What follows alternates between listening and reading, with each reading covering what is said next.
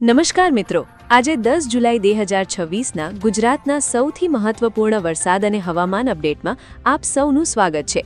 છેલ્લા કેટલાક દિવસથી સક્રિય રહેલા ચોમાસાના કારણે રાજ્યના અનેક જિલ્લાઓમાં સારો વરસાદ નોંધાયો છે. આજે પણ ઘણા વિસ્તારોમાં વાદળછાયું વાતાવરણ વચ્ચે હળવાથી મધ્યમ વરસાદી ઝાપટા જોવા મળી રહ્યા છે, જ્યારે કેટલાક વિસ્તારોમાં ભારે વરસાદની સંભાવના યથાવત છે. દક્ષિણ ગુજરાત, સૌરાષ્ટ્ર, કચ્છ, મધ્ય ગુજરાત અને ઉત્તર ગુજરાતના અનેક જિલ્લાઓમાં વરસાદી માહોલ જળવાઈ રહ્યો છે. અગાઉ થયેલા સારા વરસાદના કારણે નદીઓ, તળાવો અને ચેકડેમોમાં પાણીની આવક વધી છે, જેના કારણે જળસંગ્રહમાં નોંધપાત્ર સુધારો જોવા મળી રહ્યો છે. ખેડૂતો માટે પણ આ વરસાદ ખૂબ જ લાભદાયી સાબિત થઈ રહ્યો છે અને ખરીફ પાકની વૃદ્ધિ માટે અનુકૂળ વાતાવરણ સર્જાયું છે. આજે કેટલાક જિલ્લાઓમાં ગાજવીજ સાથે વરસાદ પડવાની શક્યતા હોવાથી લોકોને ખાસ સાવચેતી રાખવાની સલાહ આપવામાં આવી છે. ખુલ્લા મેદાનમાં ઊભા ન રહેવું, વીજળીના થાંભલા અને મોટા વૃક્ષોથી દૂર રહેવું તેમજ ભારે વરસાદ દરમિયાન બિનજરૂરી મુસાફરી ટાળવી જરૂરી છે. શહેરોમાં વરસાદના કારણે કેટલાક માર્ગો પર વાહન વ્યવહાર ધીમો બન્યો છે, જ્યારે ગ્રામ્ય વિસ્તારોમાં વાવણીનું કામ ઝડપથી આગળ વધી રહ્યું છે.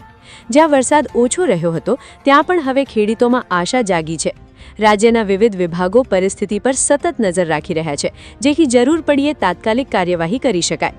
આજના આ વિશેષ અહેવાલમાં આગળ આપણે દક્ષિણ ગુજરાતમાં વરસાદની વાસ્તવિક સ્થિતિ, નદી ડેમમાં પાણીની આવક, અસરગ્રસ્ત વિસ્તારો અને ખેડૂતો માટેના મહત્વપૂર્ણ અપડેટ વિશે વિગતવાર માહિતી જાણીશું.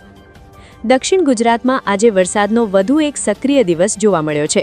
સુરત, નવસારી, વલસાડ, ડાંગ, તાપી, ભરૂચ અને નર્મદા જિલ્લાના અનેક વિસ્તારોમાં સમયાંતરે મધ્યમથી ભારે વરસાદ વરસ્યો છે. કેટલાક તાલુકાઓમાં સતત વરસાદના કારણે નીચાણવાળા વિસ્તારોમાં પાણી ભરાવાની સ્થિતિ સર્જાઈ છે, જ્યારે ગ્રામ્ય વિસ્તારોમાં ખેતરોમાં પાણીની સારી આવક થઈ છે. વરસાદના કારણે તાપી, પૂર્ણા, અંબિકા અને અન્ય નદીઓમાં પાણીનું સ્તર વધ્યું છે. ઘણા નાના મોટા ચેકડેમ અને તળાવો નવા વરસાદી પાણીથી ભરાઈ રહ્યા છે, જેના કારણે જળ સંગ્રહમાં નોંધપાત્ર વધારો જોવા મળી રહ્યો છે. સિંચાઈ અને પીવાના પાણીની દ્રષ્ટિએ આ સ્થિતિ રાજ્ય માટે સારા સંકેત માનવામાં આવી રહી છે. સુરત શહેરમાં કેટલાક મુખ્ય માર્ગો પર વરસાદના કારણે ટ્રાફિકની ગતિ ધીમી પડી હતી. સ્થાનિક તંત્ર દ્વારા પાણી ભરાયેલા વિસ્તારોમાં સતત દેખરેખ રાખવામાં આવી રહી છે અને જ્યાં જરૂર છે ત્યાં પાણીના નિકાલની કામગીરી પણ ઝડપથી કરવામાં આવી રહી છે. લોકોને ભારે વરસાદ દરમિયાન બિનજરૂરી બહાર ન નીકળવાની અપીલ કરવામાં આવી છે. દરિયાકાંઠાના વિસ્તારોમાં પવનનું જોર વધવાની શક્યતા હોવાથી માછીમારોને સાવચેતી રાખવા સૂચના આપવામાં આવી છે. સમુદ્રમાં જવાની યોજના હોય તો હવામાનની સ્થિતિ જાણી લીધા પછી જ નિર્ણય લેવા જણાવાયું છે. ખેડૂતો માટે આ વરસાદ ખૂબ જ લાભદાયી સાબિત થઈ રહ્યો છે. ડાંગર, કપાસ, મકાઈ અને શાકભાજીના પાકને પૂરતો ભેજ મળતા પાકનો વિકાસ સારો થવાની આશા વધી છે. જો કે જ્યાં વધુ વરસાદ થયો છે ત્યાં ખેતરમાં પાણી લાંબા સમય સુધી ન ભરાઈ રહે તેની યોગ્ય વ્યવસ્થા કરવાની સલાહ આપવામાં આવી રહી છે. સૌરાષ્ટ્ર અને કચ્છમાં આજે પણ ચોમાસું સક્રિય રહ્યો છે. રાજકોટ, જામનગર, દેવભૂમિ દ્વારકા, પોરબંદર, ગીર સોમનાથ, અમરેલી, ભાવનગર, મોરબી, સુરેન્દ્રનગર, કચ્છના વિવિધ વિસ્તારોમાં દિવસ દરમિયાન હળવાથી મધ્યમ વરસાદી ઝાપટા નોંધાયા છે. કેટલાક તાલુકાઓમાં સારો વરસાદ થતાં ખેડૂતોમાં ખુશીનો માહોલ જોવા મળી રહ્યો છે. ભાદર, શેત્રુંજી, ઓજત, મચ્છુ અને અન્ય નદીઓમાં નવા પાણીની આવક ચાલુ છે. અનેક ચેકડેમ, તળાવો અને જળાશયોમાં જળસ્તર ધીરે ધીરે વધી રહ્યું છે. આ પાણીનો લાભ આગામી મહિનાઓમાં પીવાના પાણી અને સિંચાઈ માટે મહત્વપૂર્ણ સાબિત થઈ શકે છે. ગીર સોમનાથ, દેવભૂમિ દ્વારકા અને પોરબંદર જેવા દરિયાકાંઠાના વિસ્તારોમાં પવનની ગતિમાં વધારો નોંધાયો છે. તેથી માછીમારોને સાવચેતી રાખવા અને હવામાન અનુકૂળ હોય ત્યારે જ દરિયામાં જવા સૂચના આપવામાં આવી છે. દરિયા કિનારે ફરવા જતા લોકોએ પણ ઊંચા મોજાથી સાવચેત રહેવું જોઈએ. ખેડૂતો માટે હાલનું વાતાવરણ અનુકૂળ માનવામાં આવી રહ્યું છે. મગફળી, કપાસ, તલ, એરંડા અને અન્ય ખરીફ પાકને પૂરતો ભેજ મળતા પાકનો વિકાસ સારી રીતે આગળ વધી રહ્યો છે.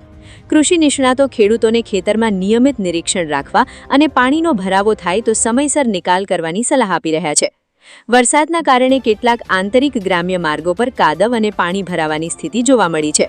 સ્થાનિક તંત્ર દ્વારા જરૂરી સ્થળોએ માર્ગોની તપાસ અને મરામતની કામગીરી હાથ ધરવામાં આવી રહી છે, જેથી ગામડાઓ વચ્ચેનો સંપર્ક સરળતાથી ચાલુ રહી શકે. મધ્ય અને ઉત્તર ગુજરાતમાં આજે વરસાદનું પ્રમાણ વિસ્તારો પ્રમાણે અલગ અલગ રહ્યું છે. અહેમદાબાદ, ગાંધીનગર, વડોદરા, આણંદ, ખેડા, મહેસાણા, પાટણ, બનાસકાંઠા, સાબરકાંઠા, અરવલ્લી, દાહોદ, મહીસાગર અને પંચમહાલ જિલ્લાના અનેક વિસ્તારોમાં દિવસ દરમિયાન વાદળછાયું વાતાવરણ વચ્ચે વરસાદી ઝાપટા પડ્યા હતા. કેટલાક વિસ્તારોમાં વરસાદના કારણે વાતાવરણમાં ઠંડક પ્રસરી ગઈ છે અને લોકોને ગરમીમાંથી રાહત મળી છે. અહેમદાબાદ શહેરમાં સવારથી જ વાદળછાયું વાતાવરણ રહ્યું અને સમયાંતરે વરસાદ પડતા કેટલાક મુખ્ય માર્ગો પર વાહનોની અવરજવર ધીમી પડી હતી.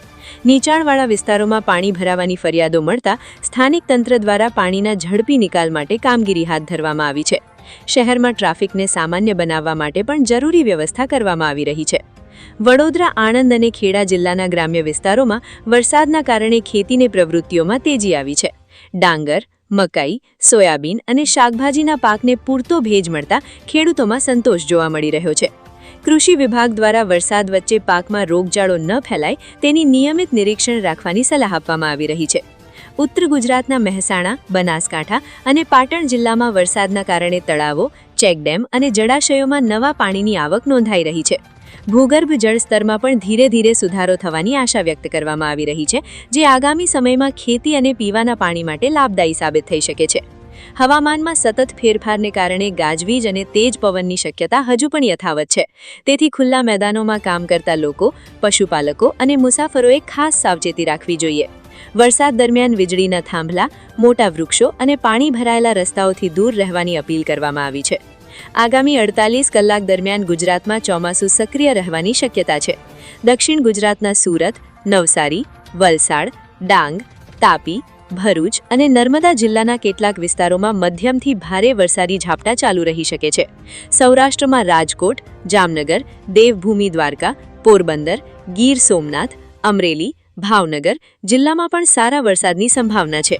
મધ્ય ગુજરાતના વડોદરા, છોટાઉદેપુર, દાહોદ અને પંચમહાલ જિલ્લામાં પણ વરસાદી માહોલ યથાવત રહેવાની સંભાવના છે.